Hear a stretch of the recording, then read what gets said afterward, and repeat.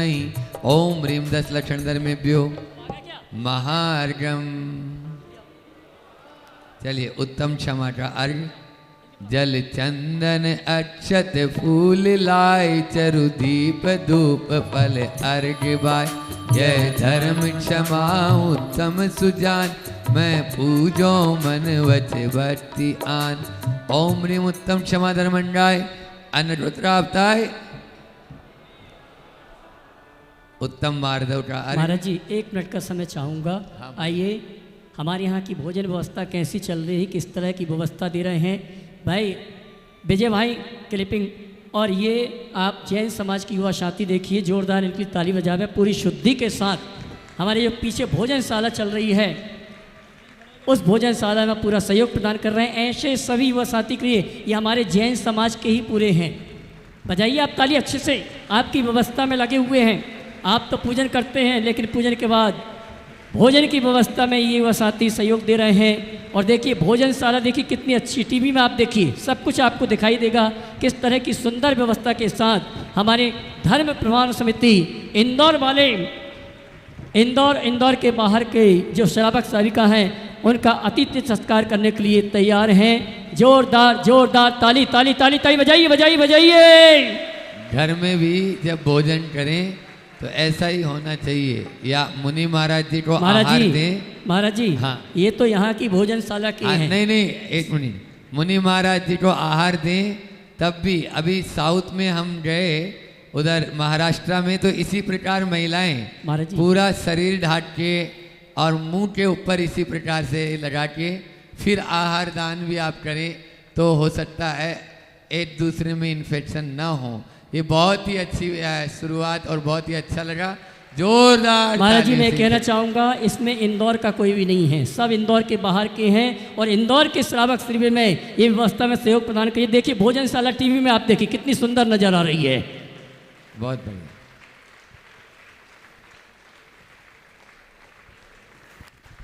सभी नमोस्तु कर लो, आशीर्वाद ले लो महाराज का। विजय फोटो ले लेना सबकी, यही याद रहेगा अपने को। यहाँ खड़े हो जाओ सब, है ना भैया जी के वहां से लेके इधर।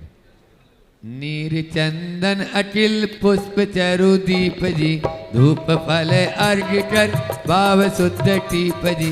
लोक में फिरन तरे धरण मिटी है सही धर्म मार्धव जजो शुद्ध शिव धामई। अर्घ चढ़ा रहे हैं भोजनशाला के सारे ये हमारे कार्यकर्ता लोग। ओम ह्रीं उत्तम मार्धव धर्मंडाय अन्न चतुरावताय सहा। दोनों काम हो गए। हाँ, आर्जव धर्म का भी अर्घ चढ़ाएंगे। जल चंदन अक्षत कामारी चरु दीपक फल दुविधारी। अर्घ ले मन वच तन बाई आर्जव धर्म नमो सिर नाई। ओम ह्रीं उत्तम आर्जव धर्मंडाय अन्न चतुरावताय अर्घम निर्वामदे। बोले उत्तम सोच धर्म पूजा की जय। पेज नंबर 183 183 आप निकाल लें अपनी अपनी पुस्तक में। दोनों मंडलों खड़े होकर स्थापना करेंगे। दोनों मंडल के पुण्यार्जक दोनों मंडल के पास में पहुंच जाएं। इधर हमारे शिरोमणि संरक्षक जितने भी हैं वे आ जाएं और इस तरफ में नवरत्न यजमान नवरत्न यजमान जी हैं वे भी हैं। सभी भजन महोत्सव अध्यक्ष आदि सभी पहुंचेंगे। सोच धर्म पर चा निवारे तन तेऊ ममता निर्वारे जगवांचा हरि निर्मल बावा सोच धर्म पूजो कर चावा। ओम ह्रीं उत्तम सोच धर्म अत्रय औत्रय समुष्टय आवानम। जय हो जय हो जय हो। ओम ह्रीं उत्तम सोच धर्म अत्र तिष्ठ तिष्ठ तट स्थापनम। जय हो जय हो। ओम ह्रीं उत्तम सोच धर्म अत्र मम सनितोषट सनदीकरणम। जय हो जय हो जय हो। ये आगे वाले जो है ना माताओं उठे क्यों नहीं आप लोग? घुटनों में दर्द होता है बार बार उठने में। ध्यान से सुनो, प्रभु की जो भक्ति करेगा बादलों की तरह प्रभु की कृपा भी बरसेगी बादलों की तरह। क्या बात है, तालियां। हाँ, आप लोग बार बार उठेंगे और बैठेंगे तो निश्चित ही आपका जो है घुटने का दर्द ठीक हो जाएगा। चलिए। ओ पारस प्यारे वामा के दुलारे, तुमरे बिन हमेरा कौन नहीं, तुमरे बिन। एक माइक विमल जी के पास दो, विमल जी, क्योंकि भैया जी कहे क्या, दोनों सब तीनों ही। ओ पारस प्यारे वामा के दुलारे, ओ पारस प्यारे वामा के दुलारे, तुमरे बिन हमारा को नहीं, हाँ तुमरे बिन हमारा को नहीं। हमरी उलझन सुलझा दो भगवान, हमरी उलझन सुलझा दो भगवान, तुमरे बिन हमारा को नहीं, हाँ तुमरे बिन हमारा को नहीं। जल क्षीर समुद्र को सुबह गिलाए, दरी कनक पात्र में बैठती बाई, तन धरन मिटे बहु फल सुजान, मैं सोच दर में जजी हर्ष आन, जग से जो हारा तूने ही तारा तारा, जग से जो हारा तूने ही तारा, तुमरे बिन हमारा को नहीं, हाँ तुमरे बिन हमेरा कौन नहीं। ओम ह्रीम उत्तम सौज धर्मंगाय, जन्म जरा मृत्यु विनाशनाय, जलम द्रवामदे। अब इसी धुन में आधी लाइन हम बोलेंगे और आधी लाइन आप लोग तेज आवाज में विमल भैया के साथ में। गसी बावन चंदन नीर आन, अली गुंजन दरी कनक पियाले भक्ति जान, मैं सोच धर्म जजी हर्ष आन। ओ गुरुवर प्यारे छत्तीस गुण धारे, आरे ओ गुरुवर प्यारे छत्तीस गुण धारे, तुमरे बिन हमारा को नहीं, हाँ तुमरे बिन हमारा को नहीं। हमरी उलझन सुलझा जो भगवान, बोलिए हमरी उलझन सुलझा जो भगवान, तुमरे बिन हमेरा कोनो नहीं। ओ गुरुवर तुमरे बिन हमेरा कोनो नहीं। ये लोग देखो भक्ति भी कर रहे हैं, असोट भैया हैं, मुन्ना भैया हैं, असोट जी। ये बोलिए देवादेव श्री पार्श्वनाथ भगवान की, आचार्य श्री उमा स्वामी महाराज की, संत श्रोमणी आचार्य गुरु श्री विद्यासागर जी महामुनिराज की, आचार्य श्री समय सागर जी महाराज की, परम पूज्य मुनिवर श्री प्रमाण सागर जी महाराज की, मुनिवर श्री निर्वेक सागर जी संधान सागर जी महाराज की, समस्त मुनि संघ की। अथ प्रथमोध्यायः सम्यक दर्शन ज्ञान चारित्राणि मोक्ष मार्ग, तत्वार्थ श्रद्धानम सम्यक दर्शनम, तन्निसर्गादधिगमाद्वा जीवा तो रविशेषाद यद्रक्षोपलब्धे रुन्मत्तवत्, नैगम संग्रह व्यवहार शुद्ध शब्द समय विवरई वम भूतानयाः इति तत्वार्थ सूत्रे प्रथमोध्यायः। अथ द्वितीयोध्यायः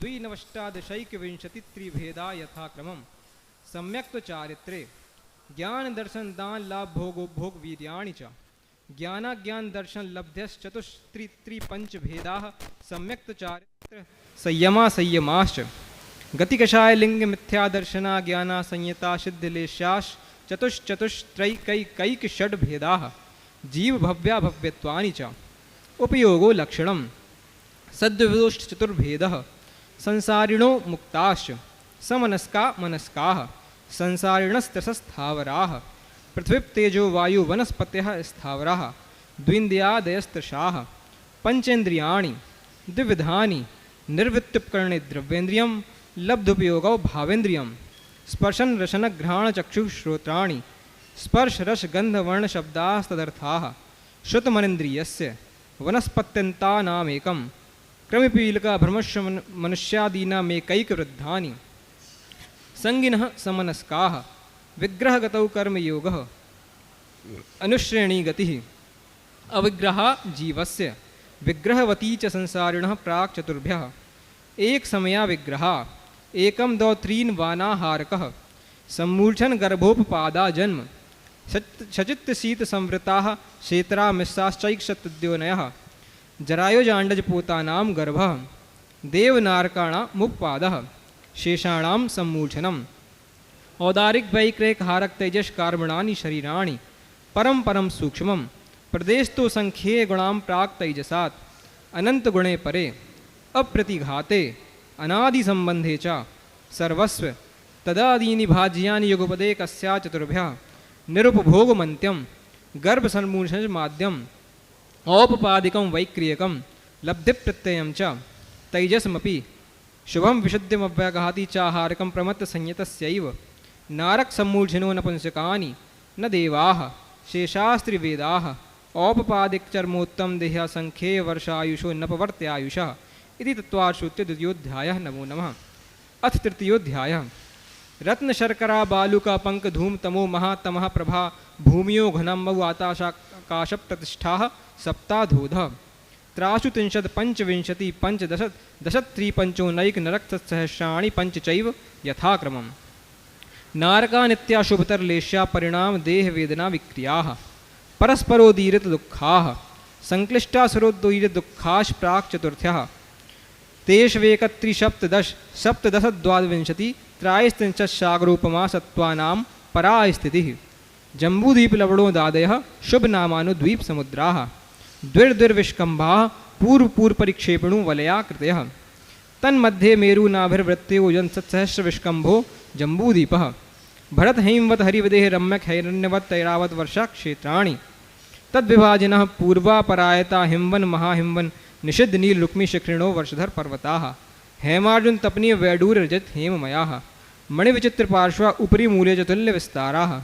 पद्म महापद्म तेजंच केसरी महापुंडरीक पुंडरीका हृदास्तेषामुपरि प्रथमो योजन सहस्रा मस्तर्द विष्कम्भो हृदः दश योजनावगाहः तन्मध्ये योजनं पुष्करं तद्द्विगुणद्विगुणा हृदा पुष्कराणि च तन्निवासिन्यो देव्यः श्रीहृदिति कीर्ति बुद्धि लक्ष्म्या पल्योपम स्थितः ससमानिक परिषत्काः गंगा सिंधु रोहित रोहितस्या हरित हरिकांता सीता सीतोदा नारी नरकांता स्वर्णरूप्यकूला रक्ता रक्तोदाः सरितस्तन्मध्यगाः द्विर्दोः पूर्वाः पूर्वगाः शेषास्तुपर्गाः चतुर्दश नदी सहस्त्र परिवृता गंगा सिंधवादयो नद्यः भरतः षड्विंशति पंचयोजन शतविस्तारः षट्चैकोनविंशति भागा योजनस्य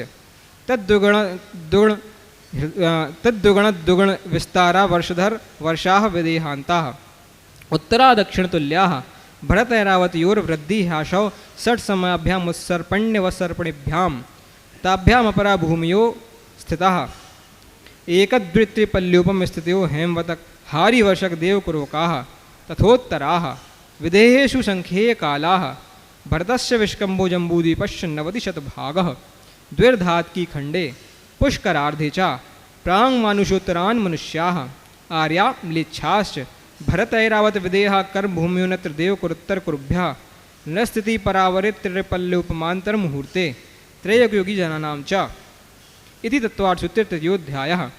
अथ चतुर्थोऽध्यायः। देवाश्चतुर्निकायाः आदितस्त्रिषु पीतान्तलेश्याः दशाष्टपञ्चद्वादशविकल्पाः कल्पोपपन्नपर्यन्ताः इन्द्रसामान्यकत्रायसंस्पायिषदात्मरक्ष लोकपालानिकप्रकीर्णकाभियोग्य किल विष्काश्चैकशः त्रयस्त्रिंश लोकपाल वर्जा व्यन्तरज्योतिष्काः पूर्व्योर्द्वीन्द्राः कायप्रविचारा ऐशानात् शेषाः स्पर्शरूपशब्दमनः प्रविचाराः परे प्रविचाराः भवनवासिनो सुरनाग विद्युत सुपर्णाग्नि वातस्तनतोदधि द्वीपकुमाराः व्यन्तराः किन्नर किंपुरुष महोरग गंधर्व यक्ष राक्षस भूत पिशाचाः ज्योतिष्काः सूर्याचन्द्रमसो ग्रह नक्षत्र प्रकीर्णक तारकाश्च मेरु प्रदक्षिणा नित्यगतयो नृलोके तत्कृतः काल विभागः बहिरवस्थिताः वैमानिकाः कल्पोपपन्नाः कल्पातीताश्च उपरि सौधर्मईशान सानत कुमार महेंद्र ब्रह्म ब्रह्मोत्तर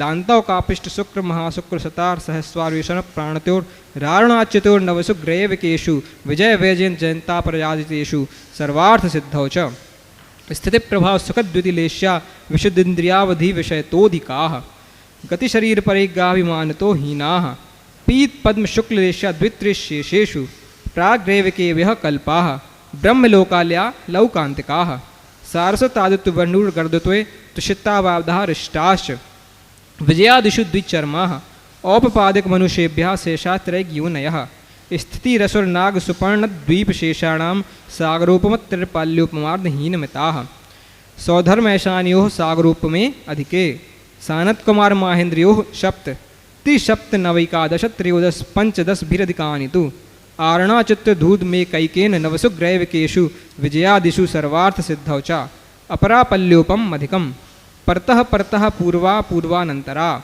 नारकाणां च द्वितीयादिषु 10 सहस्राणि प्रथमायां भुवनेषु च भ्यन्तराणां च परापल्योपम अधिकम ज्योतिष्काणां च तदष्टभागो परा लौकान्तिकानामष्टौ सागरोपमाणि सर्वेषाम् इति तत्त्वार्थो चतुर्थोऽध्यायः। अथ पंचमोऽध्यायः।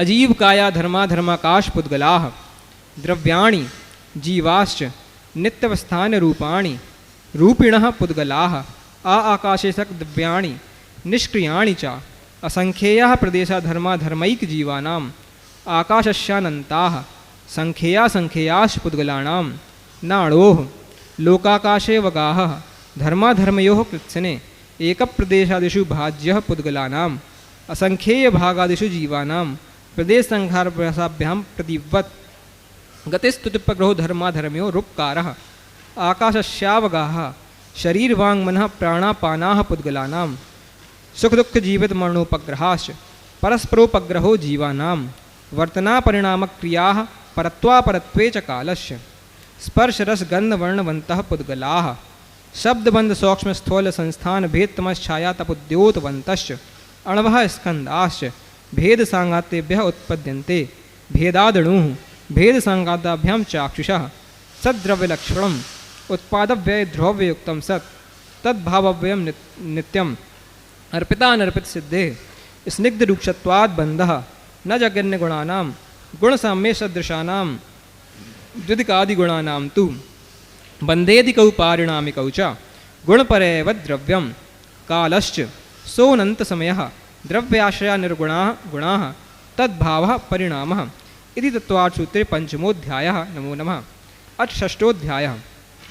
काय वाङ्मनः कर्मयोगः स आशवः शुभः पुण्यश्चाशुभः पापस्य स कषाया कषायोः साम्प्रायिकैर्यापथयोः इन्द्रियकषायव्रतक्रियाः पंचविंशति संख्या पूर्वस्य भेदाः तीव्रमन्दज्ञाताज्ञातभावादिकरणवीरविशेषेभ्यस्तद्विशेषः अधिकरणं जीवा जीवाः आद्यं समरंभ समारंभ आरंभ योग कृतकार्यतानुमत कषाय विशेषैस्त्रिश्चतुश्चैकशः निर्वर्तना निक्षेप संयोग निसर्गा चतुरद्वित्रिभेदाः परं तत्प्रदोषनिन्नौ मात्सर्यान्तराया साधनोपघाता ज्ञान दर्शन वर्णयोः दुख शोक तापाक्रंदन वद परिदेव नान्यात्म परोभय स्थानान्य सद्वेद्यस्य भूतव्रतृकंपादान सराग संयमादि योगा शांति शौचमिति सद्वेद्यस्य केवल श्रुत संग धर्म देवावर्णवादो दर्शन मोहस्य कषायोदया तीव्र परिणामाश्चारित्र मोहस्य बहव आरंभ परिग्रहत्वं नारकस्यायुषः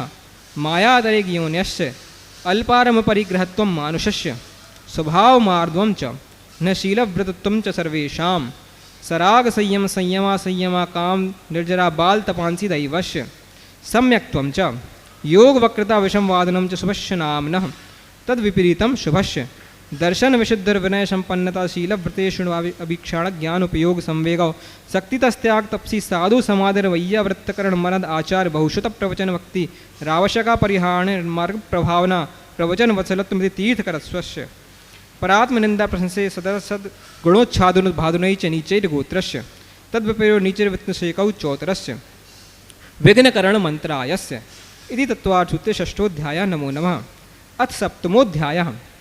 हिंसा नतस्ते ब्रह्मपरिग्रहेभ्योर्वृतिर्वृतं देश सर्वतोणुमहति तत्स्थैर्यार्थं भावनाः पंच पंच वांग मनोगुप्तर्यादान निक्षेपण समित्यालोकितपान भोजनानि पंच क्रोध लोभ भीरुत हास्य प्रत्याख्यानानि नुविचि भाषणम च पंच शून्यागार विमोचतावास परोपरोधाकरण भैक्ष शुद्धि सद्धर्म विषमवादाः पंच स्त्री राग कथा श्रवण तन्मोहरांग निरीक्षण पूर्वव्रतानुस्मरण श्रेष्ठ रसस्व शरीर संस्कार त्यागाः पंच मनोज्ञा मनोज्ञेन्द्रिय विषय राग द्वेष वर्जनानि पंच हिंसादेश मुहापित्रा वायावदर्शनम दुःखमेव वा मैत्री प्रमोद कारुण्य माध्यस्थानि च शत्रुगुणादि क्लिश्यमाना विनीयेषु जगत्काय स्वभाव व संवेग वैराग्यार्थम प्रमत्त योगात् प्राणव्यपरोपणम हिंसा असद्विदानम नृतम अदत्तादानम स्तेयम मैथुनमब्रह्म मूर्छा परिग्रह निशल्यो व्रती अगार्यनागारश्च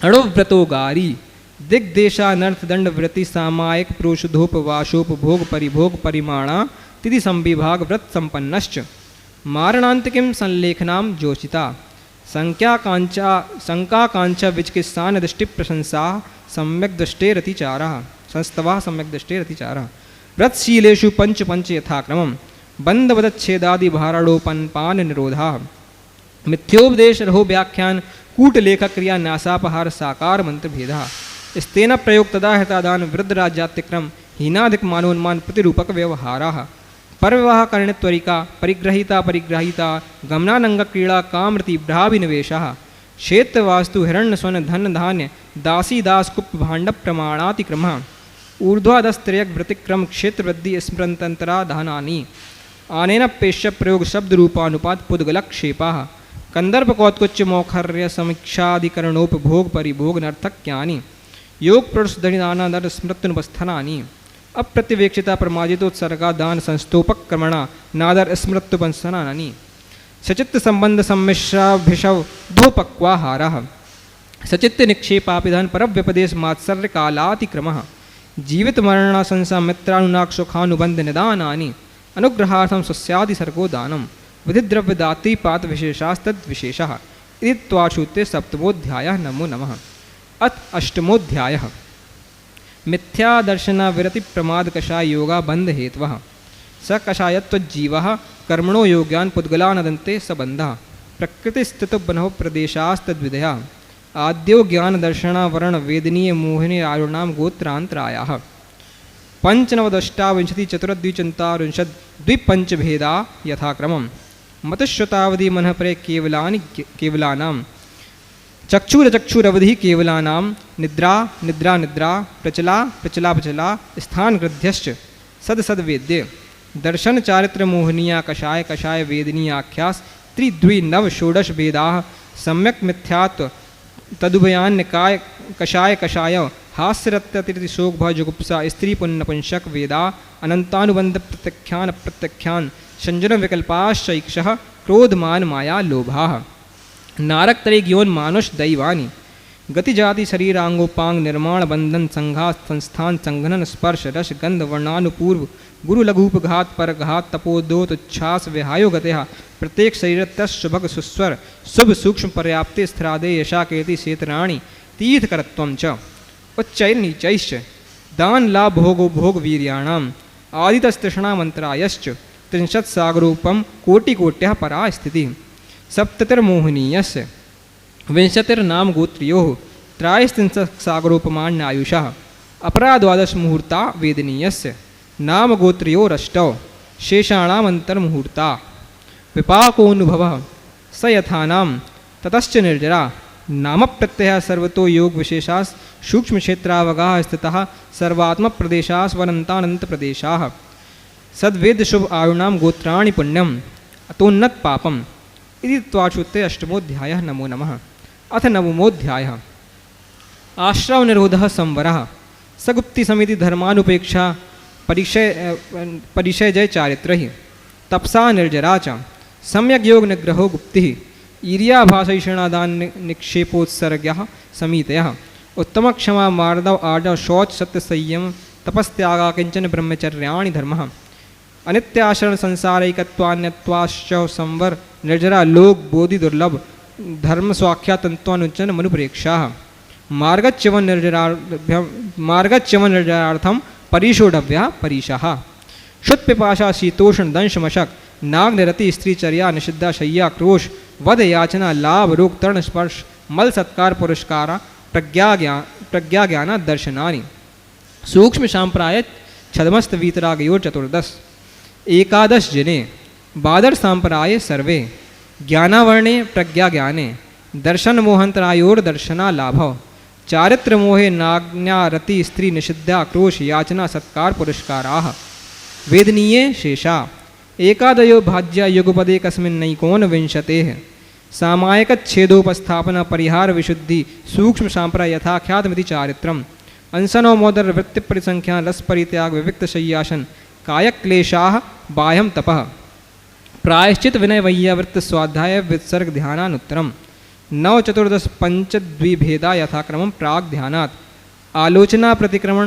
तदुभय विवेक विसर्ग तपच्छेद परिहारोपस्थापना ज्ञान दर्शन चारित्रोपचारः आचार्योपाध्याय तपस्वी शिक्षक ग्लान गण कुल संग साधु मनोज्ञानम वाचना प्रक्षुणापेक्षा नाय धर्मोपदेशाः बाह्यभंत्रोपद्यो उत्तम संगना एकाग्र चिंता निरोधो ध्यान मंत्र मुहूर्तात् आर्त रौद्र धर्म शुक्लानि परे मोक्ष हेतु आर्तमनोज्ञस्य संप्रयोगे तद्प्रयोगाय स्मृति समन्वाहारः विपरीतम मनोज्ञस्य वेदनायाश्च निदानं च तद्विरद्देशव्रत प्रमत्त संयतानां हिंसा नतस्ते विसर्जनलक्षणेभ्यो रौद्रमुपदेशव्रतयो आज्ञापाय विपाक संस्थान विचयाय धर्म्यम शुक्ले चाद्य पूर्वविदः परे केवलिनः पृथक वितर्क वितर्क सूक्ष्म क्रिया प्रतिपाति विपरीत क्रिया निर्वर्तीनि त्रैक योग काय योगा योगानाम एकाश्रय सवितर्क विचारे पूर्वे अविचारम द्वितीयम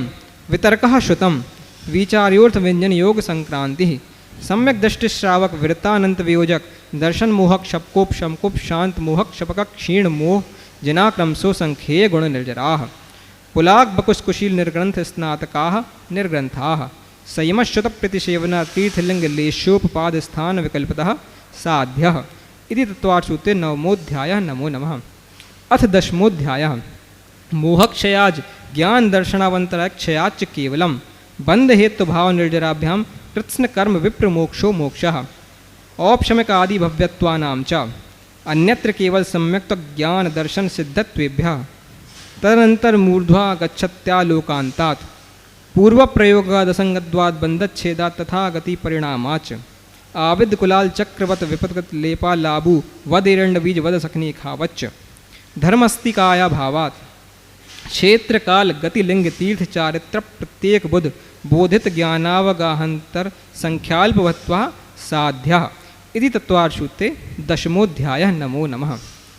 अक्षरमात् पद स्वरहीनं व्यंजन संधि विवर्जित रेफम साधु विरत्रममिक्षमितव्यं को न विहुम्यति शास्त्र समुद्रे दशदाये परिच्छिन्ने तत्वार्थे पठिते सति फलं स्यादुपवासस्य भाषितं मुनिपुङ्गवै तत्वार्थसूत्रकर्तारं गद्यपक्षोपलक्षितं वंदे गणीन्द्र संजात मुमा स्वामी मुनीश्वरम।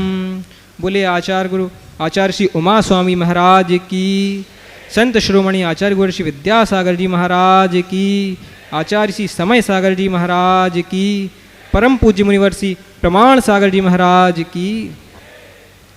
इति आम्नाय स्वाध्याय वेलायां कायोत्सर्गं करोम्यहम्।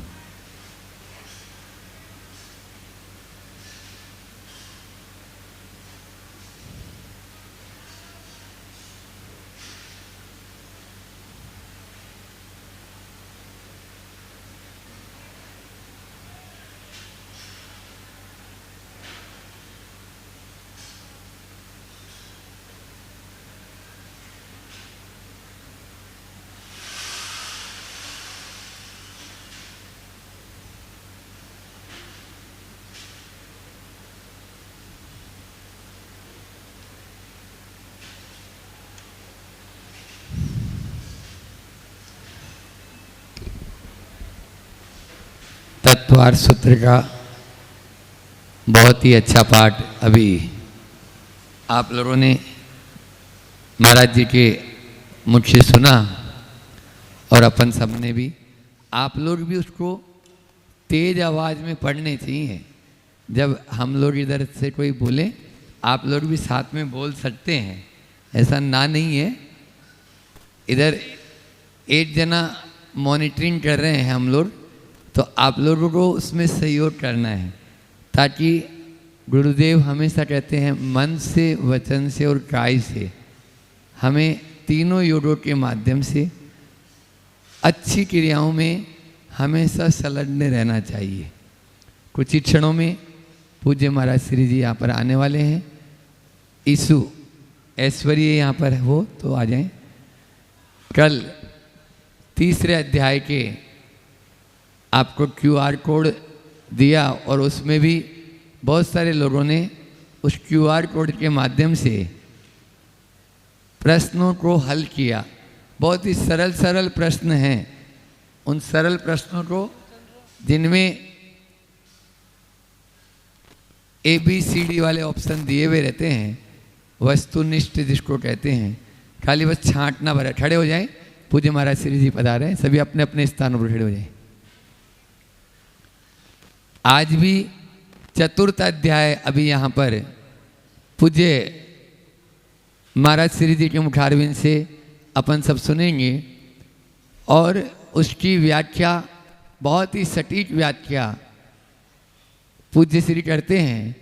उसको वो ध्यान से आप अपनी डायरी में लिखते भी जाएं और साथ में उसका QR कोड है, वो QR कोड बाद में आपको मिलेगा, ताकि आप अपने समय का भी उपयोग करें और उसमें जो विभिन्न प्रकार के लास्ट में इनाम रहेंगे उनको भी आप जीत सकें।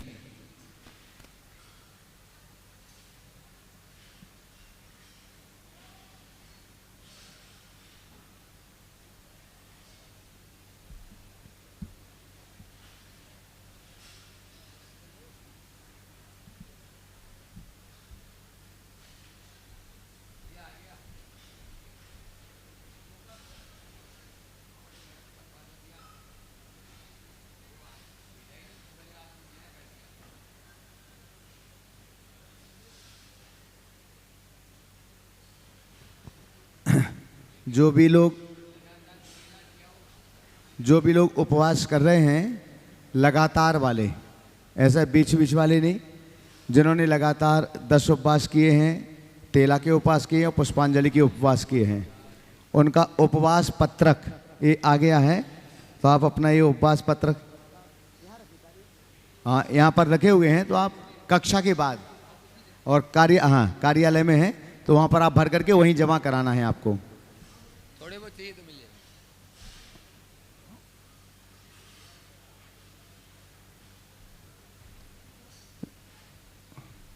एक उपवास वाले हैं वो नहीं,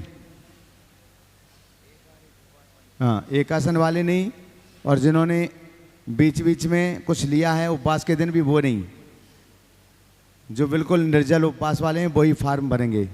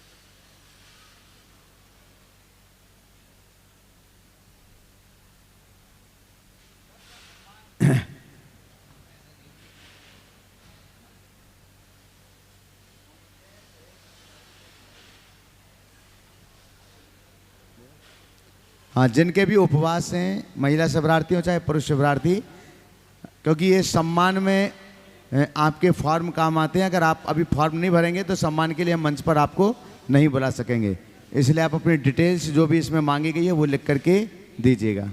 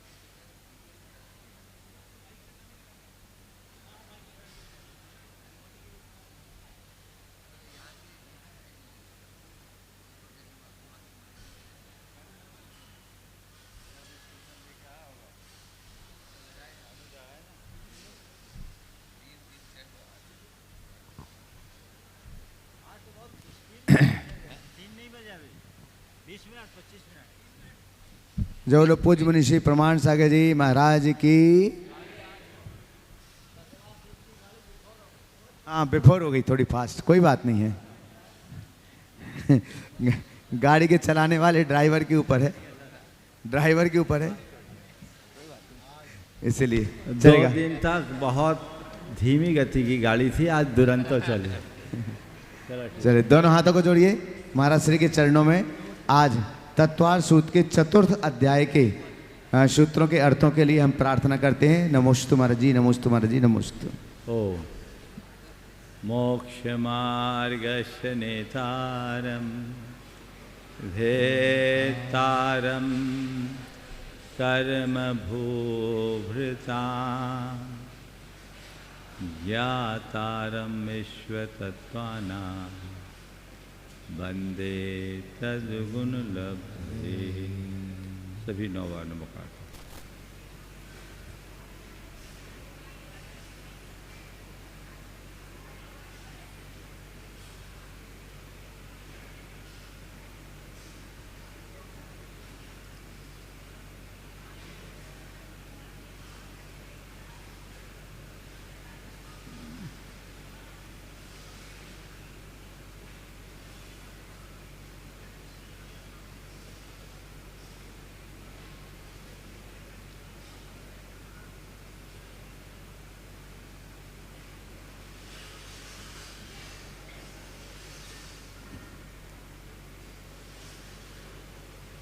दे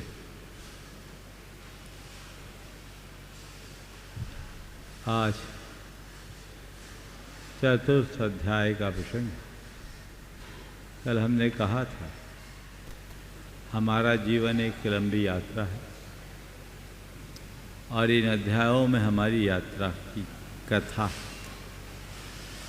3रे अध्याय में अधोलोक और मध्यलोक की चर्चा हुई। 4थे अध्याय में ऊर्ध्वलोक की चर्चा के साथ मूलतः देवों के विषय में चर्चा है। प्राय लोक में कहा जाता है कि देवता लोग ऊपर रहते हैं, स्वर्ग में रहते हैं, स्वर्ग ऊर्ध्वलोक में है। और इस अध्याय में देवों का वर्णन है, ऊर्ध्वलोक की प्रमुखता से इसमें वर्णन है। पर हमें ये जानना चाहिए कि देव केवल ऊर्ध्वलोक में ही नहीं रहते, अधोलोक में भी रहते हैं, मध्यलोक में भी रहते हैं, ऊर्ध्वलोक में भी रहते हैं। भवनवासी और व्यंतरों के अधिकतर निवास अधोलोक में है। मध्यलोक में द्वीप समुद्रों में व्यंतर प्रमुखता से रहते हैं, कहीं कहीं भवनवासियों के भवन भी। और ज्योतिष लोक तो मनुष्य लोक में ही है।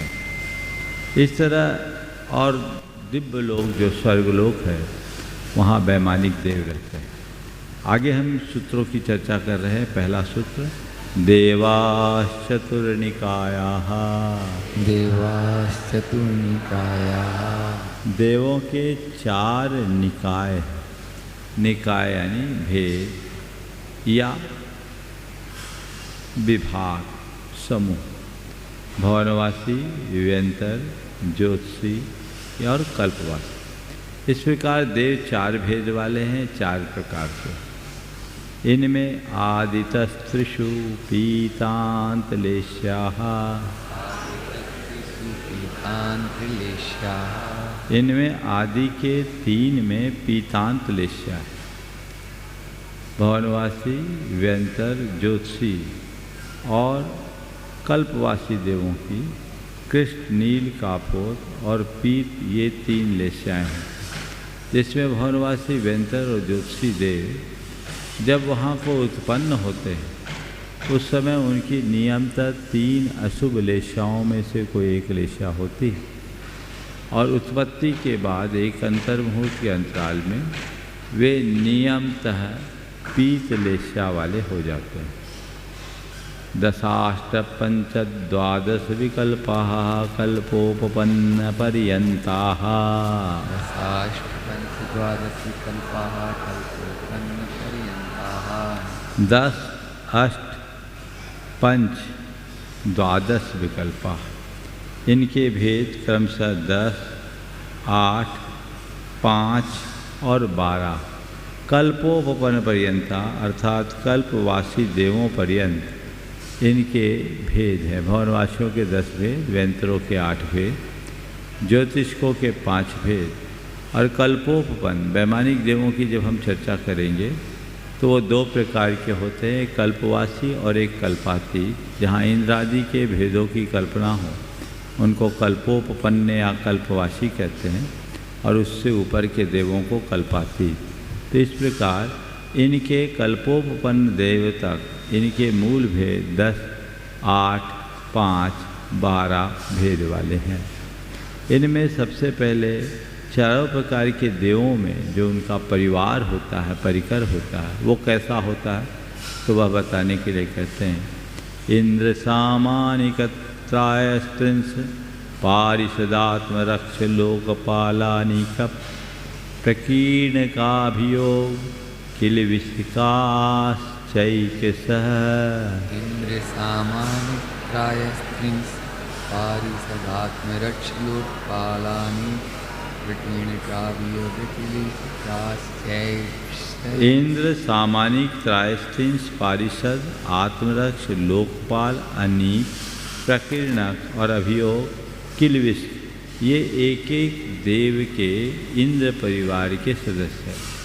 इंद्र जो देवों का नायक होता है, मुखिया होता है, जिसके अंडर में, जिसके आदेश में, जिसकी आज्ञा में सारे देवगण चलते हैं उसको बोलते इंद्र।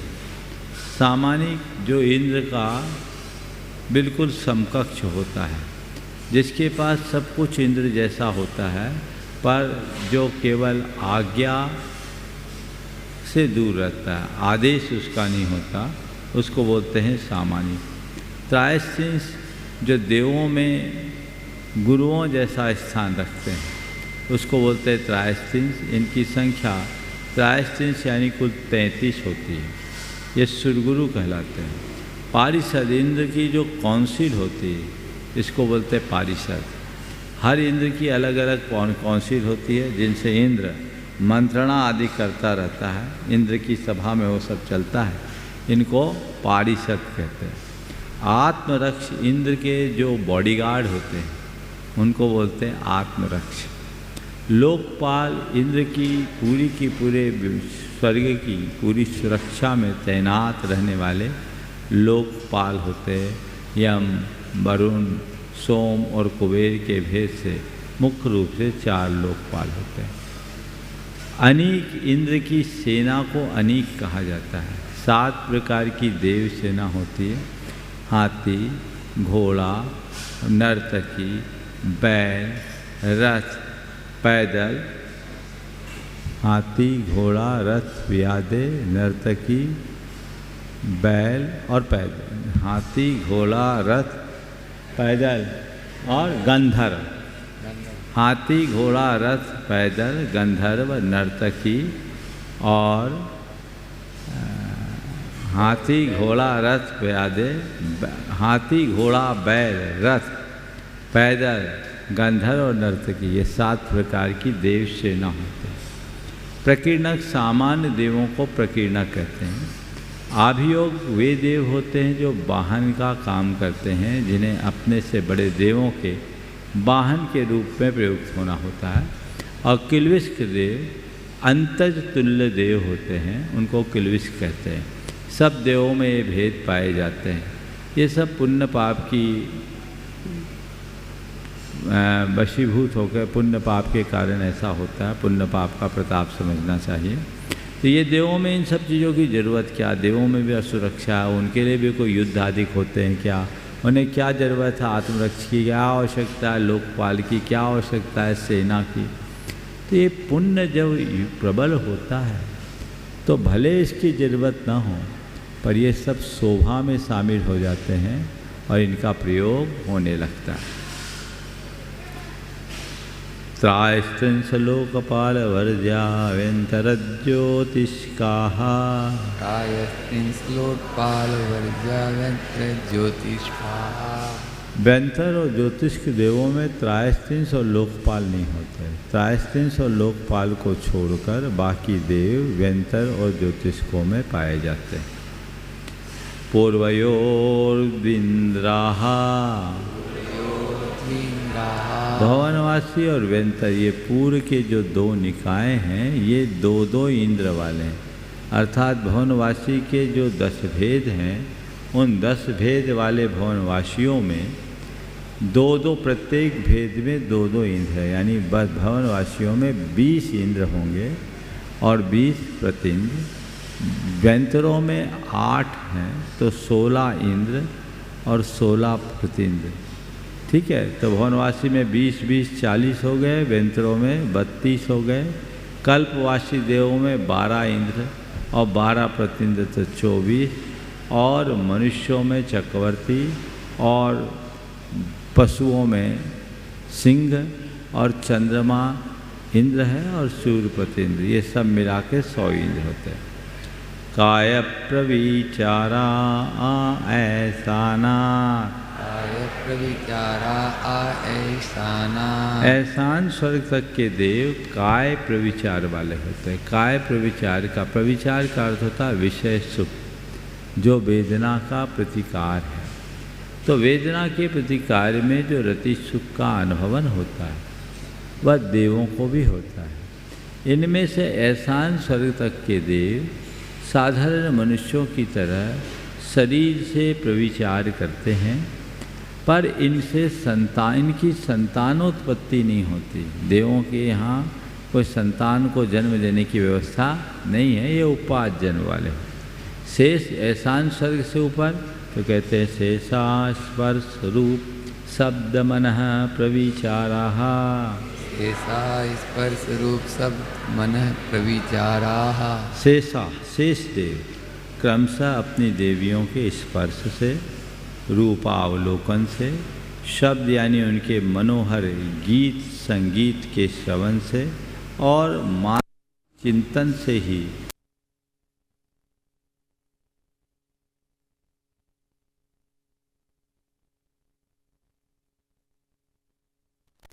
देव अपने देवांगनाओं के कोमलांगों के स्पर्श मात्र से संतुष्ट हो जाते हैं। फिर इसके बाद के 4 स्वर्ग ब्रह्मोत्तर लांतोकापिष्ट, इनके देव अपनी देवांगनाओं के हाथ विलास और रूपावलोकन से ही संतृप्त हो जाते हैं। इसके उपरांत 4 स्वर्ग है महाशुक्र सतार शुक्र महाशुक्र सतार सहस्रार। इन 4 स्वर्गों के देव अपनी देवियों के मधुर गीत आदि के श्रवण से संतुष्ट होते हैं।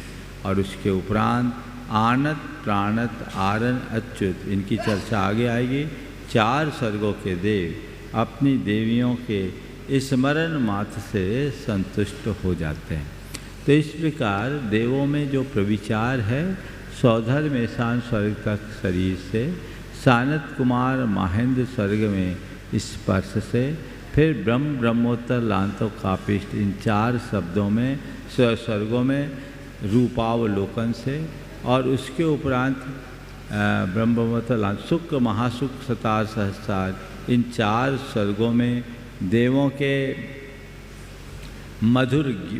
के मधुर गीत आदि के श्रवण से, और 13वें 14वें 15वें 16वें स्वर्ग में यानी आनत प्राणत आरन अच्युत स्वर्ग में उनके स्मरण मास से संतुष्टि होती है। 16वें स्वर्ग से ऊपर क्या है? परे प्रविचारा, परे प्रविचारा, परे यानी उससे ऊपर के देव अप्रविचारा, प्रविचार रहित होते हैं, क्योंकि उनके परिणाम बड़े निर्मल और संयत होते हैं। वे प्रविचार रहित होते हैं, वे शुक्ल रेशा वाले होते। अब 10 भेद बताए थे भवनवासियों के, तो उन्हें बताने के लिए अगला सूत्र, भवनवासिनो सुरनाग विद्युत सुपर्णाग्नि वातस्तनितो दधि दीप दिक्कुमाराः, भवनवासिनो सुरनाग विद्युत सुपर्णाग्निवातस्तनितो दधि द्वीप कुमाराः।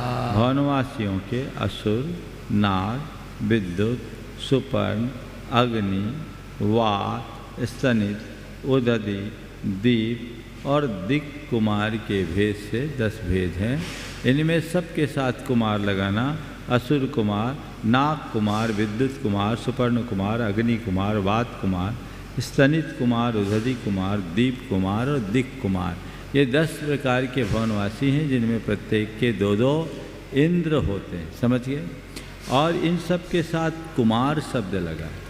कुमार इसलिए लगा क्योंकि ये कुमारों जैसा रूप रखते हैं और कुमारों जैसा भेष धारण करते हैं, इसलिए इनको कुमार के रूप में जाना जाता है। इस तरह से ये 10 प्रकार के भवनवासी, व्यंतराः किन्नर किम पुरुष महोर गंधर्व यक्ष राक्षस भूत पिशाचाः, व्यंतराः किन्नर किम पुरुष महोर गंधर्व यक्ष राक्षस भूत पिशाचाः। व्यंतर किन्नर किम पुरुष महोर गंधर्व यक्ष राक्षस भूत और पिशाच के भेद से 8 प्रकार के होते हैं। इस तरह से भवनवासी और व्यंतर देवों के भेदों का उल्लेख हुआ। ज्योतिष्क देव की चर्चा आगे के सूत्र में है। ज्योतिष्काः सूर्या चंद्रमसो ग्रह नक्षत्र प्रकीर्ण तारकाश्च, ज्योतिष्काः सूर्या चंद्रमसो ग्रह नक्षत्र प्रकीर्ण तारकाश्च। ज्योतिष्क देव सूर्य, चंद्रमा, ग्रह, नक्षत्र और प्रकीर्ण के भेद से 5 प्रकार के हैं। यानी ज्योतिष देवों के इतने भेद हैं, सूर्य, चंद्रमा, ग्रह, नक्षत्र और प्रकीर्ण तारे, ये ज्योतिषकों के मूल भेद हैं। ये ज्योतिष्क देव कहाँ रहते हैं? तो मेरु प्रदक्षिणा नित्य गतियो नृलोके, प्रदक्षिणा नित्य गतियो नृलोके, तत्कृतः काल विभागः काल विभागे बहिरवस्थिताः। ये ज्योतिष देव मेरु पर्वत की प्रदक्षिणा देते हैं, नित्य गति वाले होते हैं। कहाँ? नृलोके, मनुष्य लोक में ये मेरु की प्रदक्षिणा देते हैं। आप सबको पता है कि ज्योतिष लोक कहाँ है? जैन धर्म के अनुसार इस धरती से 790 योजन ऊपर ज्योतिष्क मंडल शुरू होता है और 110 योजन में ये सारे ज्योतिर्मंडल आते हैं, जो मेरु पर्वत से 1121 योजन की दूरी से इनका पूरा एक वर्तुल बना है, जिसमें इनका 4 क्षेत्र होता है। और इसमें संपूर्ण ज्योतिष देव, चाहे सूर्य हो, चाहे चंद्रमा हो, चाहे ग्रह हो, चाहे नक्षत्र हो, ये सब परिभ्रमण करते रहते हैं और ये नित्य गति वाले होते हैं। समझ गए? तो ये नित्य गतिशील होते हैं और मेरु की प्रदक्षिणा करते हैं भ्रमणरत रहते हैं। समझ गए? ये सतत चलते रहते। कहाँ? निर्लोके, मनुष्य लोक में। उससे बाहर तो मनुष्य लोक कहाँ है? मानुषोत्तर पर्वतक है, उसके बाहर ये अवस्थित रहते हैं, स्टेबल रहते हैं, घूमते फिरते नहीं। इस सूत्र को समझने से हमें 2-3 बातें समझ लेना चाहिए। हम लोगों के यहाँ ज्योतिष को लेकर के बहुत सारी भ्रांतियाँ हैं। सबसे पहली बात तो एक चर्चा आती नवग्रह की। जैन धर्म में नवग्रह नहीं। जैन धर्म के अनुसार एक चंद्रमा की परिवार में 28 नक्षत्र होते हैं और 88 ग्रह होते हैं। एक चंद्र के परिवार में एक सूर्य, 28 नक्षत्र, 88 ग्रह और कितने कोड़ा कोड़ी तारे? तारों की भी संख्या बताए ना? हाँ हाँ, 7 कोड़ा कोड़ी है तो तारे हैं। तो 66,975 कोड़ा कोड़ी तारे होते हैं। तो ये 88 ग्रह है। पहली बात तो क्या है? जैन धर्म के अनुसार ग्रह की संख्या कितनी है? 88। तो हम अपनी धारणा में ये बात बिठाएं कि नवग्रह जैन धर्म का शब्द ही नहीं। अब दूसरी बात, ये ग्रह नक्षत्र हमें परेशान करते हैं, पेरते हैं। किसी भी ज्योतिषी के पास जाओ, तुम्हारे लिए ये ग्रह का ऐसा कुप्रभाव है, उस ग्रह का ऐसा प्रभाव है, तो आप लोग उन सब के चक्करों में बहुत कंफ्यूज होते हैं।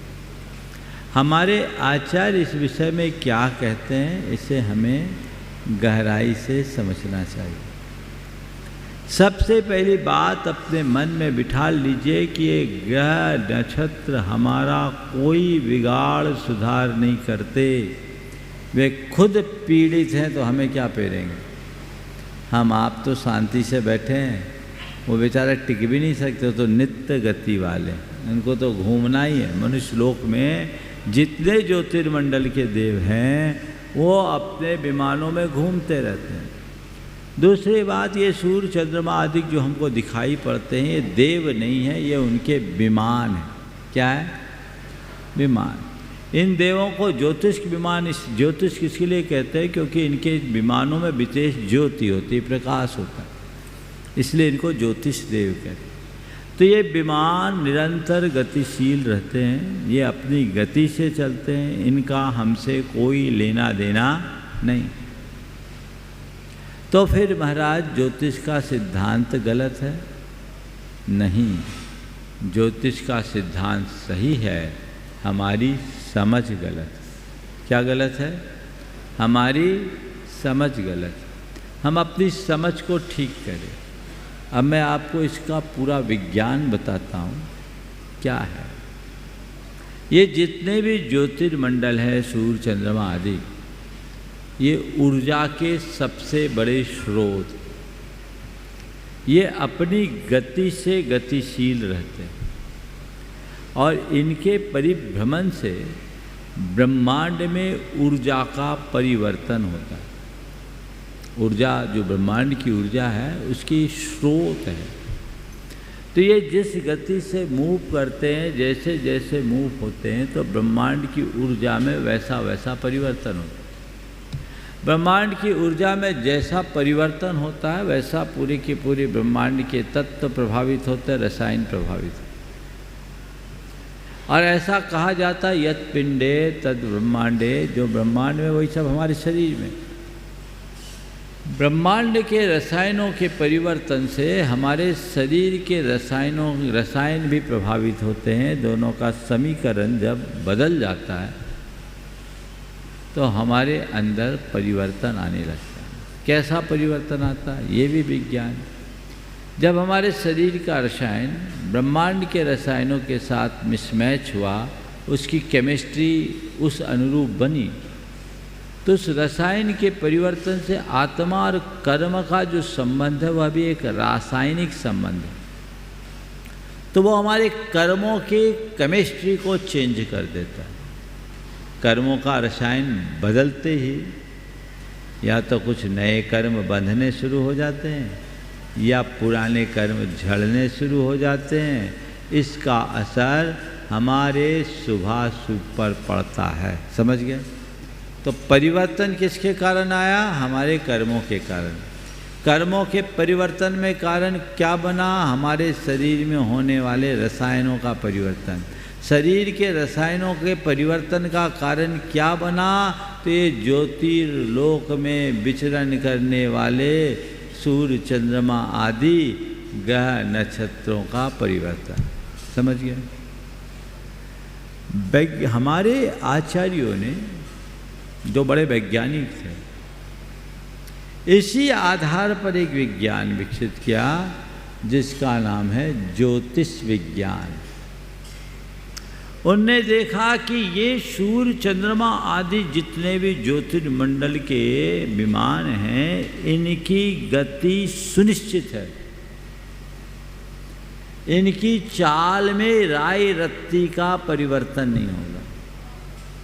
कब किस जगह इनका मूवमेंट होगा सब आज आंका जा सकता है। आज ही नहीं, आज से 1 लाख वर्ष आगे का पंचांग आज बनाया जा सकता है। ये घूम रहे, तो उसके आधार पर ये निकला कि ये कहाँ कब मूवमेंट करते हैं और किस 4 क्षेत्र में रहते हैं, किस दशा में रहते हैं, तो उस समय ब्रह्मांड के तत्वों में किसकी प्रधानता होती। तो उनने देखा कि आज कोई व्यक्ति जन्म लिया तो देखो किस ग्रह गोचर की दशा में जन्म लिया, उसके टाइम के हिसाब से उस व्यक्ति का गोचर यानी होरोस्कोप बनाया जाता है, जन्म पत्री बनाई जाती है। जन्म पत्री में जो कुछ भी लिखा जाता है वो बड़ा सिंबॉलिक होता है। ये व्यक्ति इस ग्रह गोचर की दशा में जन्म लिया है, तो ज्योतिष का विज्ञान कहता है इस व्यक्ति में इस तत्व की प्रधानता है, और इस तत्व की इस प्रधानता में जन्म लेने वाला जातक यानी व्यक्ति जब ग्रह गोचर की दशा परिवर्तित होगी तो इसके अंदर ये दशा बदलेगी। तो फिर विंशोत्तरी दशा निकाली जाती, उसमें महादशा, अंतरदशा, प्रत्यंतर दशा आदि लगाई जाती है। फिर एक में भी दूसरे को जोड़ जोड़ करके लगाया जाता है, और उसके आधार पर एक योग्य ज्योतिषी आपका फलादेश बताता है कि आपके जीवन में भविष्य में ऐसा ऐसा हो सकता है। ये ज्योतिष के विज्ञान का मूलभूत रहस्य है। लेकिन हो क्या गया, इस विज्ञान को लोग भूल गए और ज्योतिष के नाम पर नाना प्रकार के ढकोसले को बढ़ा दिया गया। उसमें टोटकेबाजी हो गई, ये कर लो तो वैसा हो जाएगा, इसकी शांति के लिए पूजा कर लो, इसके लिए हवन कर लो, ये ताबीज पहन लो, ये डोरा पहन लो, जिससे अनेक प्रकार की कुरीतियाँ आ गई और सामने वाले के मनोबल को पहले से तोड़ दिया जाता, तो वो उनके ग्रिप में आ जाता, तो मामला गड़बड़ हो जाता है। समझ गए? इसलिए ज्योतिष को मानो पर अंधविश्वास के साथ नहीं, कर्म सिद्धांत पर भरोसा रखते हुए। हमारे शास्त्रों में ज्योतिष की मान्यता है, ज्योतिष को सिरे से नकारना उचित नहीं।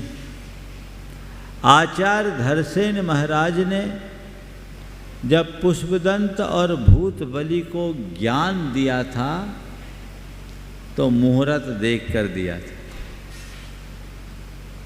शुभ मुहूर्त में दिया। तो अगर कोई ज्योतिष का आलम्बन लेता है तो गलत नहीं, उचित समय पर देख समझ करके हमें ऐसा काम करना चाहिए, लेकिन लकीर के फ़कीर बनना ठीक बात नहीं है, और उसके नाम पर टोटकेबाजी करना कतई उचित नहीं है। इसे समझना चाहिए। तो वो ग्रह नक्षत्र, अब तुम ग्रह को ही पूजना शुरू कर दिए। जब लोगों ने ग्रहों को पूजना शुरू किया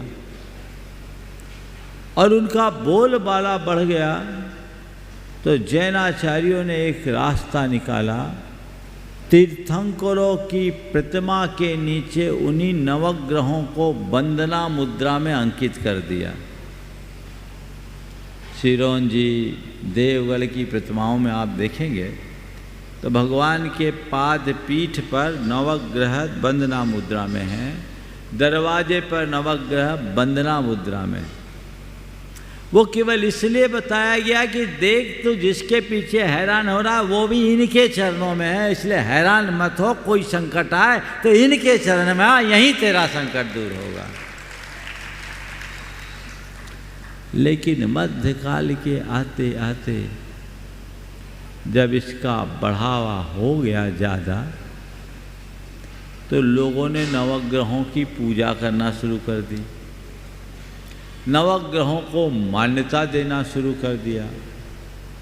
कुछ ग्रंथों में नवग्रहों का जिस तरह से वर्णन आया है, मैं अभी उल्लेख नहीं करूँगा, आप जब पढ़ोगे तो जैन धर्म से तो कहीं मेल खाएगा ही नहीं। पर ये मान्य परंपरा में नहीं रही।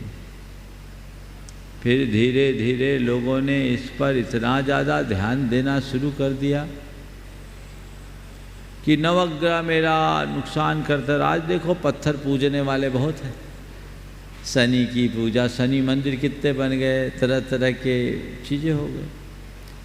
अब कुछ लोगों ने सोचा कि इन सब से पीड़ित और प्रभावित होकर लोग इधर उधर जा रहे हैं, तो हमारे 24 तीर्थंकरों में से कुछ तीर्थंकरों के गोचर के आधार पर उनको नवग्रहों से जोड़ दिया और उन्हें ही नवग्रह अरिष्ट निवारक मानकर उनके मंदिर बनाना शुरू कर दिया। भगवान का मंदिर बनाना अच्छा काम है, किसी भी तीर्थंकर परमात्मा का मंदिर बनाओ उत्तम है, लेकिन उसका उद्देश्य क्या है ये देखना चाहिए।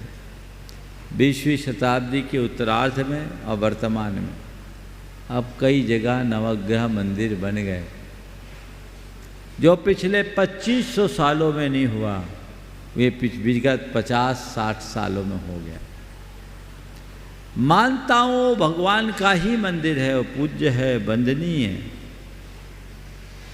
लेकिन उद्देश्य क्या है? नवग्रह की शांति का या परिग्रह की शांति का? क्यों जा रहे हो भगवान के पास? कर्म उतार काटने कि ग्रह उतारने?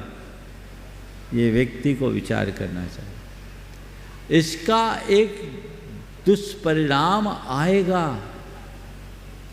भविष्य में हमारी पीढ़ियाँ 24 तीर्थंकरों की जगह इन्हीं 9-10 को पूजना शुरू कर देंगे,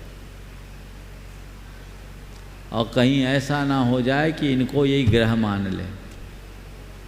इसलिए आप सबसे कहता हूँ, कहीं भगवान विराजमान करने का सुअवसर मिले, विराजमान करना, पर आंखें खोल कर देखना ये विराजा कहाँ जा रहा है, ये आगम के अनुकूल है भी या नहीं। मैं आप सबसे पूछता हूँ, इस सभा में कोई भी ऐसा व्यक्ति जो 100 वर्ष पुराना कोई नवग्रह मंदिर देखा? 100 वर्ष पुराना बोलो? नहीं ना? कोई है तो एक आध हाथ उठा।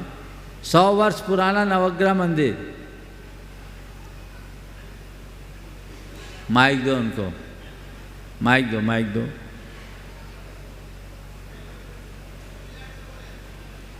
आ रहा माइक आ रहा।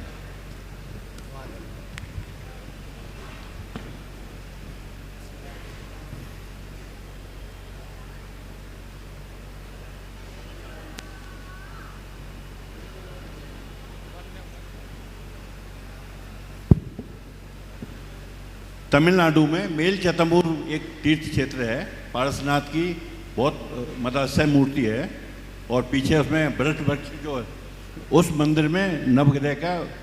अरे नवग्रह मंदिर है क्या? नवग्रह का अंकन तो 1000 साल पुराना में बताओ। वो तो सूरज चांद को लगाया है ना। तीर्थंकरों को नाम मंदिर का नवग्रह मंदिर देखा क्या? नहीं अरे बाबा हम खेत की पूछ रहे, तो खलिहान में जा रहा है।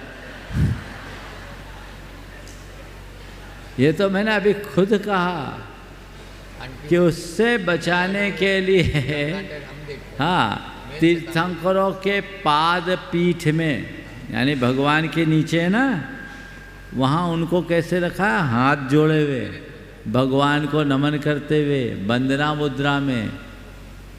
ये तो बहुत है। लेकिन नवग्रह मंदिर कहीं नहीं मिला।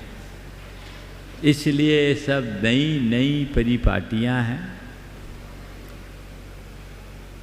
मूल तत्व ज्ञान को भूल जाने का कुपरिणाम है। हम आपसे इतना ही कहेंगे, आत्मविश्वासी बनिए, अंधविश्वासी नहीं। कर्म सिद्धांत के ज्ञाता बनिए, कर्म कांडी नहीं। समझ गए? तब जीवन आगे बढ़ेगा। प्रसंगानुसार मैंने ये बात बता दी। आजकल बहुत सारी चर्चाएं आती है, काल सर्प योग और ये वो योग। थोड़ा समय रहेगा तो फिर आपसे बात करूंगा, क्योंकि मुझे अध्याय पूरा करना है। 42 सूत्र है और आधा घंटा। 42 में भी 15 सूत्र हुए हैं, 27 सूत्र मुझे और लेना है। वैमानिका, जो देवों का चौथा निकाय है, उन्हें बोलते हैं वैमानिक। जो विमानों में निवास करे उनको बोलते हैं वैमानिक। पर इन्हें वैमानिक कहने का एक विशेष प्रयोजन है, इनको विशेष मान मिलता है, इसलिए इन्हें वैमानिक कहते हैं।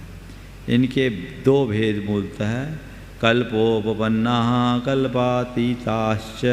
कल्पोपपन्ना कल्पातीताश्च। एक कल्प में उपपन्न, यानी जहाँ इंद्र सामानिक आदि के भेदों की कल्पना होती है उसको बोलते हैं कल्प, और उससे ऊपर होता है उसको बोलते हैं कल्पातीत। 16 स्वर्ग तक कल्पवासी है, उससे ऊपर कल्पातीत। ऊपरी ऊपरी ऊपरी ऊपरी, ये एक दूसरे के ऊपर ऊपर है। सबसे पहले क्या है इनका क्रम है, तो आगे कहते हैं सौधर्मेशान सानत कुमार माहेंद्र ब्रह्म ब्रह्मोत्तर लांतो कापिष्ट शुक्र महाशुक्र सतार सहसारे श्वानत प्राणतयो रारणाच्युतयोर नवसुग्रैवेकेषु विजय वैजयंत जयंता पराजितेषु।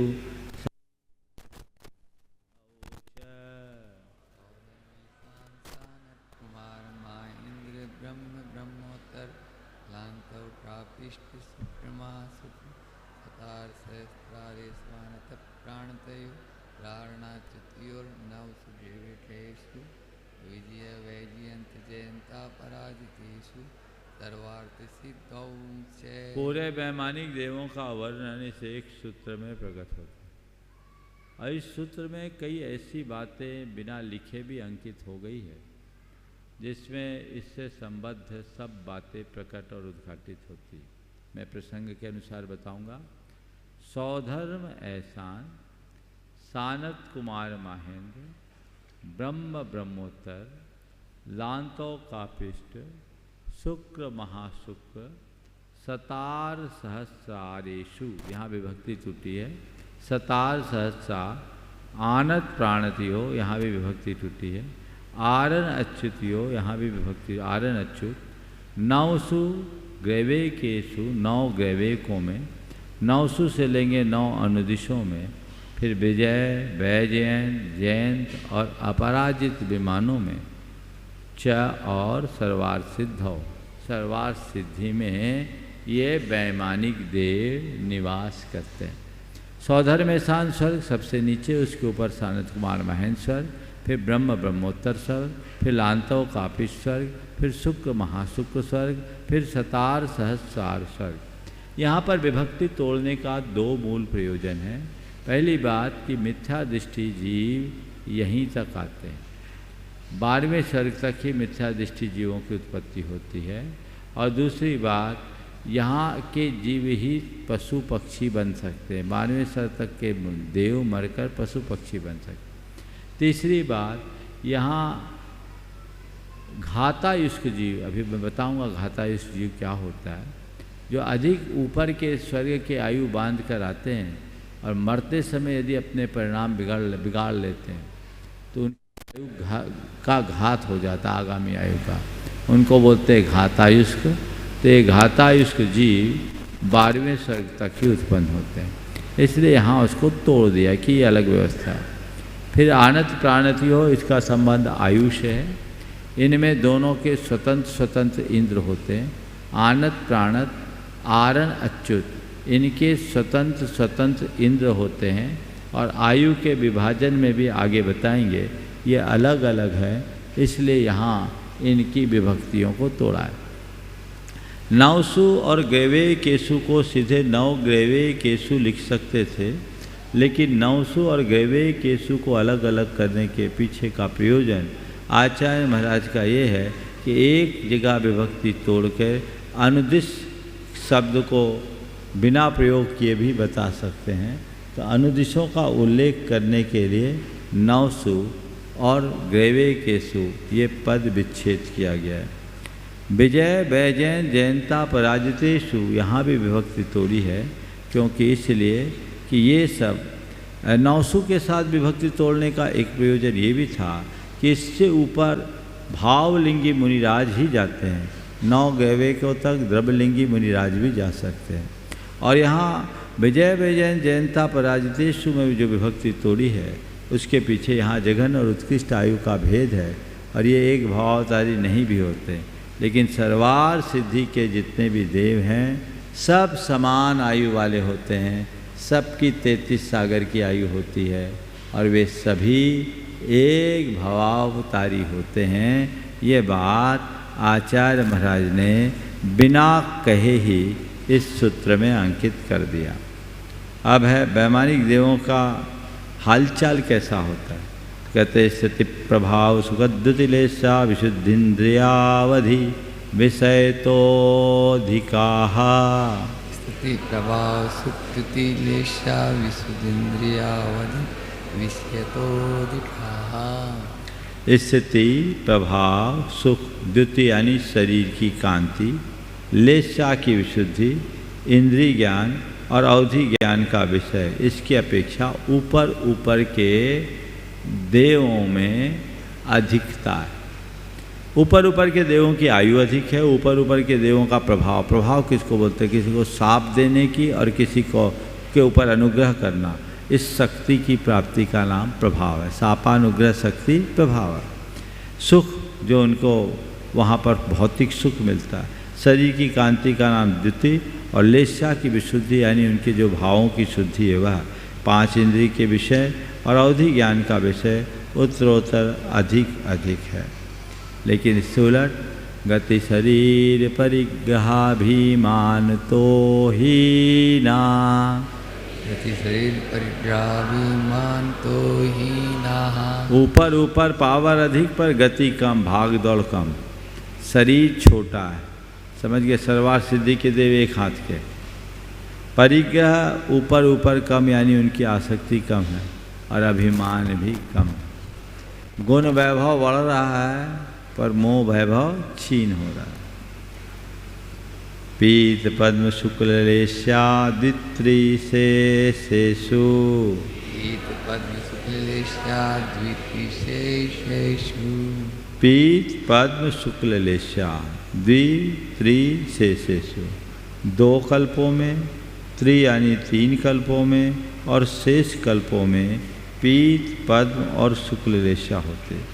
सौधर्म और एहसान इनमें तो हमने पहले भी बीत बताया था, लेकिन उसके बाद सानत कुमार महेंद्र इनमें पीत, फिर पीत और पद्म, ब्रह्म ब्रह्मोत्तर लांतो कापिष्ट में पद्मलेशा, फिर शुक्र महाशुक्र सतार सहस्रार में किन्हीं के पद्म और किन्हीं के शुक्ललेशा, उसके ऊपर आनत प्राणत आरण अच्युत इन स्वर्गों में शुक्ललेशा, 9 ग्रेवेकों में शुक्ललेशा, 9 अनुदिश और ऊपर के अनुत्तर विमानों में वह परम शुक्ल लेस्या होती है। तो द्वि में लेंगे सौधर में सानत कुमार महेंद्र, इनमें पीत लेस्या। फिर त्रि में लेंगे तो सानत कुमार महेंद्र में भी किसी किसी के पास पद्म होता है। तो शुक्र महाशुक्र, ब्रह्म ब्रह्मोत्तर, लांतो कापिष्ट, शुक्र महाशुक्र, इनमें पद्म लेस्या। शुक्र महाशुक्र में किसी किसी में शुक्ल लेस्या होती है। और फिर 17 सहस्रार 12वें स्वर्ग से ऊपर सबको शुक्ल लेस्या ही होती है। और उसके ऊपर नवग्रवेक, अनुदेश, अनुत्तर, ये सब शुक्ल लेस्या वाले ही होते हैं। प्राग्रेवेकेभ्य कल्पाः, प्राग्रेवेकेभ्य कल्पाः, ग्रैवेक से पहले पहले के जो देव हैं उनको बोलते हैं कल्प। ग्रैवेक बोलते हैं लोक के गले की तरह जो हिस्सा होता है ना, उसको ग्रैवेक। 16वें स्वर्ग से ऊपर 9 ग्रैवेक कहलाते हैं। उसके पहले कल्प, जहाँ इंद्र सामानिक आदिक भेद होते हैं उसको बोलते हैं कल्प। और उससे ऊपर कल्पातीत। ब्रह्मलोकालयालौकांतिकाः, ब्रह्मलोकालयालौकांतिकाः, पांचवा जो ब्रह्म स्वर्ग है उसके लोक के आलय में यानी एक हिस्से में लौकांतिक देव होते हैं जो मूलतः 8 प्रकार के होते हैं। सारस्वतादित्य वन्नरुण गर्दतोय तुषिताभ्याबाधारिष्टाश्च,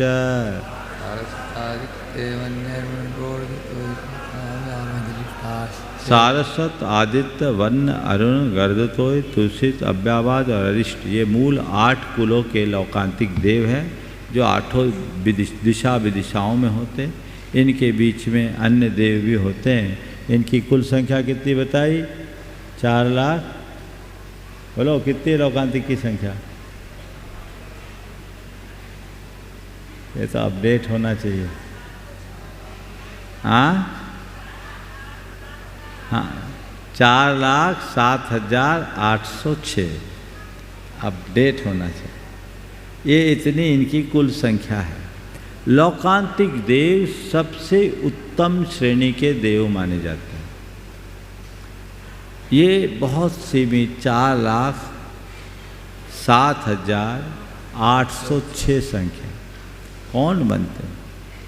जो मुनिराज अपनी निर्दोष चर्या का अनुपालन करते हुए निरंतर वैराग्य की भावना में निरत रहते हैं, वे उनमें से कोई लौकांतिक बनते हैं। आज भी बन सकते हैं। मुझे तो ऐसा लगता है गुरुदेव वहीं गए होंगे। ये लौकांतिक देव शुक्ल लेशा के धारी होते हैं, द्वादशांग के ज्ञाता होते हैं, पूर्व भाव के संस्कारवश ये ब्रह्मचारी रहते हैं, निरंतर वैराग्य भावना में निरत रहते हैं। और आप लोग पंच कल्याणकों में देखते हैं केवल भगवान के दीक्षा कल्याणक में आते हैं। हरिवंश पुराण के अनुसार भगवान के बिहार में भी लौकांतिक देव सम्मिलित होते हैं। विजयादिशुद्धिचरमाः, विजयादिक विजय वैजयंत जयंत और अपराजित अनुत्तर विमान कहते हैं। वहाँ जन्म लेने वाले जो देव हैं जिनको अहमिंद्र कहते हैं, वे द्विचरम यानी मनुष्य के 2 भाव धारण करके मोक्ष जाते हैं। यहाँ से कोई जीव मरा, मुनि महाराज हों, मर के विजयादिक में गए और वहाँ से आए मनुष्य बने, मरण करके किसी अन्य स्वर्ग में गए और फिर यहाँ आए मनुष्य बने, मुनि बने, वापस विजयादिक में गए और वहाँ से नीचे आए, तो निश्चित रूप से इनको मोक्ष जाना होगा। यानी जो एक विजयादिक में चले गए वो 2 मनुष्य भाव के अलावा तीसरा मनुष्य भाव नहीं लेंगे। इतने में उनकी मुक्ति पक्की। पर सर्वार सिद्धि में तो जो गए सो बस वहाँ से आने के बाद सीधे मोक्ष है। औपाधिक मनुष्येभ्य शेषास्त्रियज्ञोनयः, औपाधिक मनुष्येभ्यः शेषास्त्रियज्ञोनयः। शिष्य ने कहा महाराज आपने देवों के बारे में बता दिया, नारकियों के बारे में बता दिया, मनुष्यों के बारे में बता दिया, त्रियंशों के बारे में तो बताया ही नहीं। बोले सुन लो, औपाधिक यानी देवनार की और मनुष्य, उनको छोड़कर इस पूरी सृष्टि में जितने प्राणी हैं वो सब क्या है? त्रियंश। शॉर्ट में निपट गए। अब देवों की आयु स्थिति रसुर नाग सुपर्ण दीप शेषानाम सागरोपमत त्रिपल्योपमार्धहीन मिताः। स्थितिरसुरनाट सुपर्ण द्वीप शेषाणाम सागरोपम त्रिपल्योपमार्धहीन मिताः। स्थिति असुर नाग सुपर्ण द्वीप शेषानाम, असुर कुमार की सागरोपम, नाग कुमार की त्रिपल्योपम, सुपर्ण कुमार की अर्धहीन यानी 2.5 पल, दीप कुमार की अर्धहीन यानी 2 पल और शेषानाम अर्धहीन यानी 1.5 पल।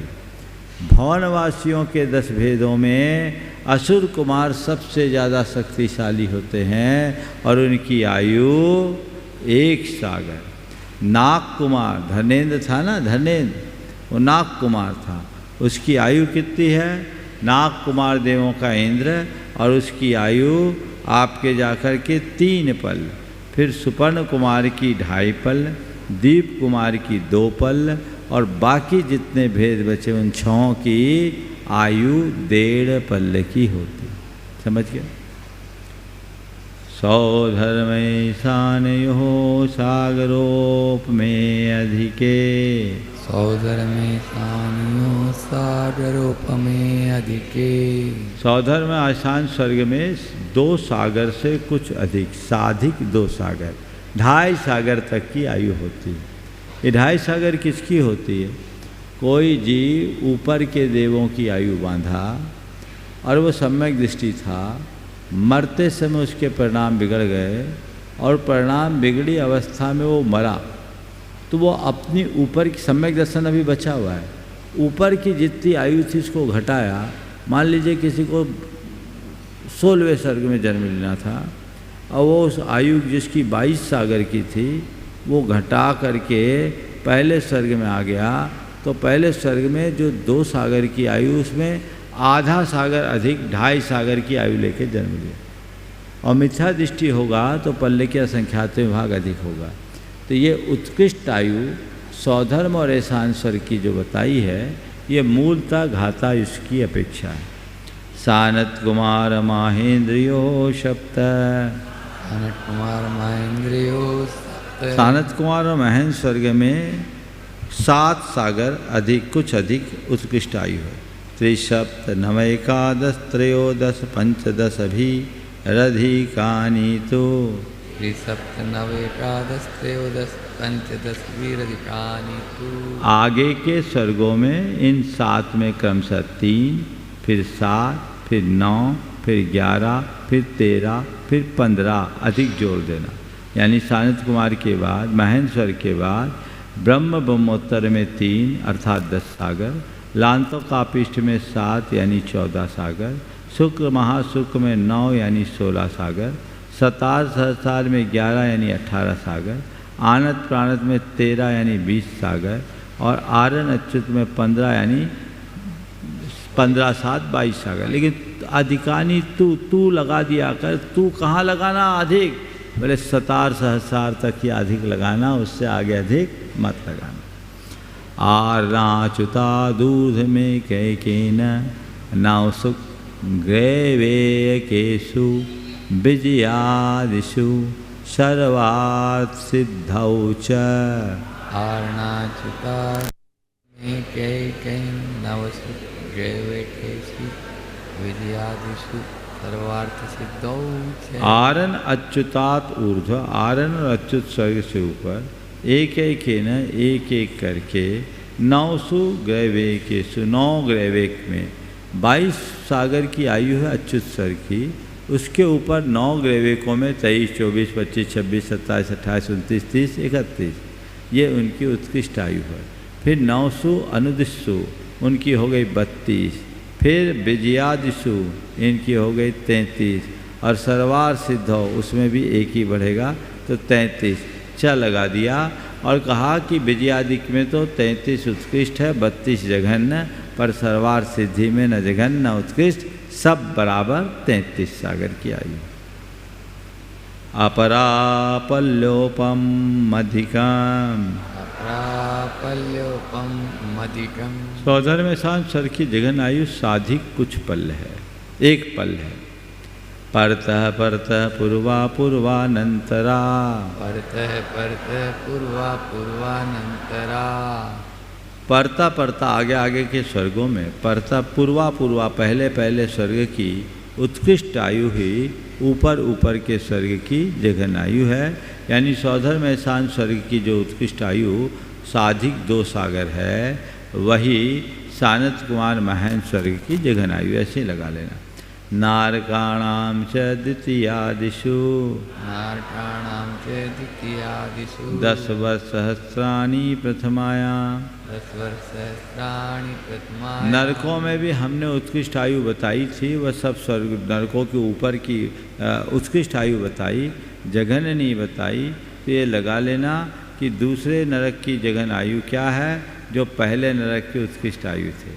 दूसरे नगर की उत्कृष्ट आयु ही तीसरे नगर की जघन आयु है। तीसरे नरक की उत्कृष्ट आयु चौथे नरक की जघन आयु।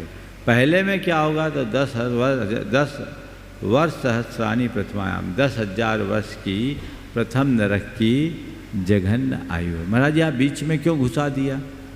बोले यहाँ इसलिए बता दिया, वहाँ क्यों नहीं बताया? मतलब वहाँ बताने में हमको 2 सूत्र अलग से रचने पड़ते हैं। यहाँ इसी प्रसंग में आ गया तो हमारा काम भी बन गया और सूत्र भी न लिखना पड़ा। भावनेषु च, भवनेषु च, भवनवासियों की भी जघन आयु 10 वर्ष, 10,000 वर्ष की।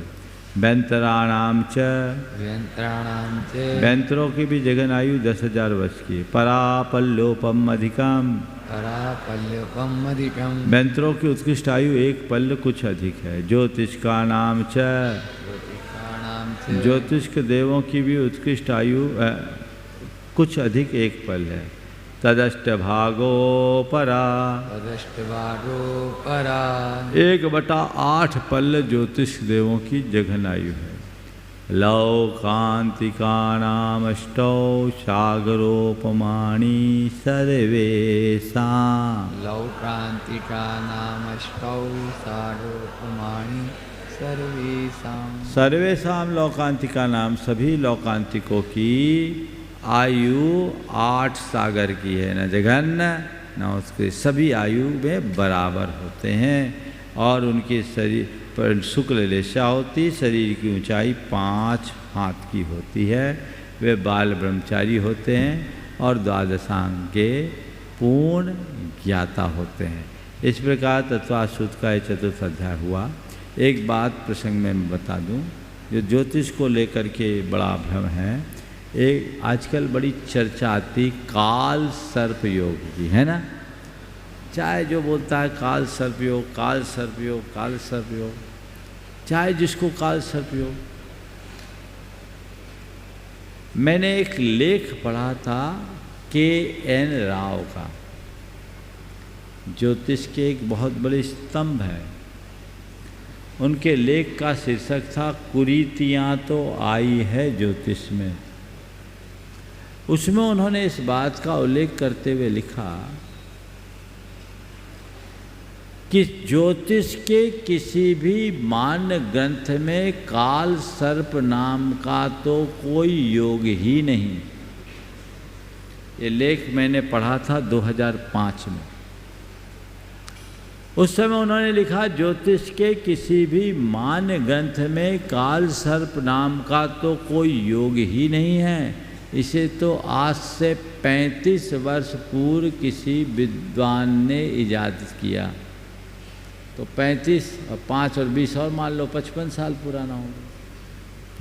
अन्य विद्वानों ने इसका निषेध इसलिए नहीं किया क्योंकि ये लोगों के लाभ कमाने का जरिया बन गया। ये उनके शब्द बोल रहा हूँ। उन्होंने लिखा कि जिस राहु और केतु के मध्य में सभी प्रमुख ग्रहों के आने पर यह तथाकथित काल चक्र योग माना जाता है, वह तो लाभकारक राजयोग है। मैं पुनः दोहरा रहा हूँ, जिस राहु और केतु के मध्य में सभी प्रमुख ग्रहों के आने पर यह तथाकथित काल सर्प योग माना जाता है, वह तो लाभकारक राज योग है। हाथ कंगन को आरसी क्या, ज्ञानी जैल सिंह, चौधरी चरण सिंह, धीरू भाई अंबानी, सचिन तेंदुलकर, अमिताभ बच्चन जैसे अपने अपने क्षेत्र के सफल और अति सफल लोगों की जन्म पत्री में यह तथाकथित काल सर्प योग है। इसलिए भ्रमित मत होना। एक बार एक सज्जन ने मुझसे कहा, महाराज कोई उपाय बताइए। बोले क्या हो गया? बोले काल सर्प योग लगा है। बोले बेटे की कुंडली में बोलता काल सर्प योग है, उसको कैसे उतारा जाए? बोले काल सर्प योग तो सब पर ही है, सबके सिर पर काल रूपी सांप बैठा है, कब डस ले कोई पता नहीं। महाराज कोई उपाय तो बताए। बोले काल सर्प से बचने का एक ही उपाय है, मुनि बन जा, मृत्युंजय बनेगा। मुनि बनो? नहीं महाराज आप तो कोई रास्ता बताइए, रास्ता बताइए। भैया मेरे पास क्या रास्ता है, हम तो इन सब चीज़ों को मानते नहीं। बोले महाराज बहुत चिंता हो रही, बेटे की शादी नहीं हो रही। जब होनी हो जाएगी, हो जाएगी, चिंता क्यों कर रहे हो? होगी तो तू परेशान होगा, नहीं होगी तो तू जीतेगा। नहीं नहीं महाराज कोई उपाय बताइए। बेटा 29 साल का हो गया। हम बोले तुम्हारी शादी कितने साल में हुई थी? बोले 30 बरस में। तुम्हारी शादी कितने साल में हुई थी? बोला 30 बरस में। हमने कहा भाई 1 बरस बाकी, परेशान क्यों हो रहे? तुम्हारा भी काल सर्प योग था। बोले तब तो हम जानते ही नहीं थे, तब तो हम जानते नहीं थे। बोले ठीक है भैया, जब होनी होगी हो जाएगी।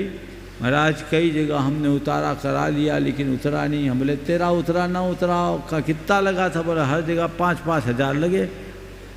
बोले जिनके यहाँ तुम उतारने गया उसका तो उतर गया, वो तो तर गया।